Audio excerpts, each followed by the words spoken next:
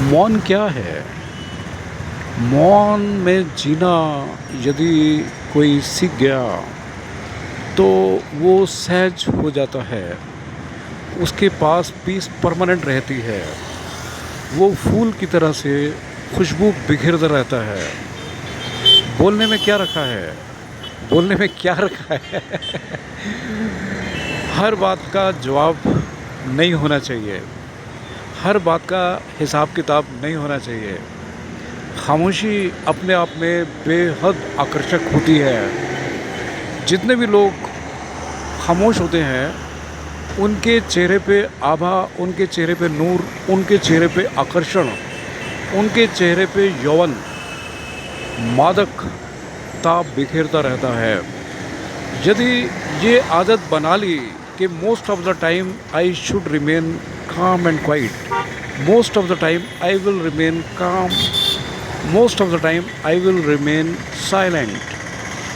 Wherever you will go, everybody will look at you, because what beauty you have gained now, it was not with you earlier. That is a fact and a fact and a fact. हमें दूसरों की बातों पे immediately react क्यों करना है? हमें अपनी ज़ुबान पे सरस्वती का वास यदि रखना है, कोई कुछ भी कहता है उसकी आंखों में आंखें डालें। हमारी आंखें, हमारा हृदय उसको जवाब दे देता है। कहाँ ज़रूरी है कि एक एक बात का उत्तर दिया जाए? कहाँ ज़रूरी है? जब भी आप किसी अपने विशेष दोस्त से मिलते हो, प्रेमिका से मिलते हो, प्रेमिका खामोश बैठती है, आप भी खामोश बैठते हो। यदि कोई प्रेमिका अपने प्रेमी से मिलने के लिए बैठती है तो दोनों एक दूसरे को निहारते रहते हैं, आंखों में आंखें डाल के रहते हैं, मगर कुछ भी कहने को नहीं होता।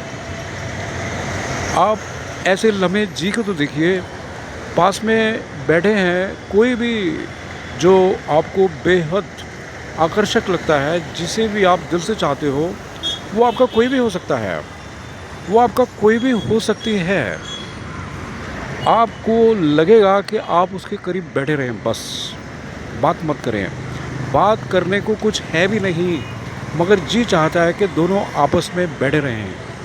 आप देखिए कितने ऐसे किनारे हुआ करते हैं जहाँ पे फूल आकर्षक खिला करते हैं। जंगली फूलों की तरफ देखिए, उस जंगल की तरफ बहुत कम लोग जाते होंगे या नहीं जाते होंगे, मगर जंगल में भी जो फूल खिला करते हैं उनका भी तो एक मीनिंग है, उनका भी तो एक मतलब है। आप किसी पार्क में जाते हो, ड्यू ड्रॉप पे निहारते हो तो आपको लगता है कि खामोशी से ड्यू ड्रॉप कितना कुछ कह जाती है, और आप समझने की कोशिश किया करते हो। ओशो साहब यही कहते हैं कि मौन रहना सीखें। मौन रहने का नतीजा बेहद लुभावना होता है।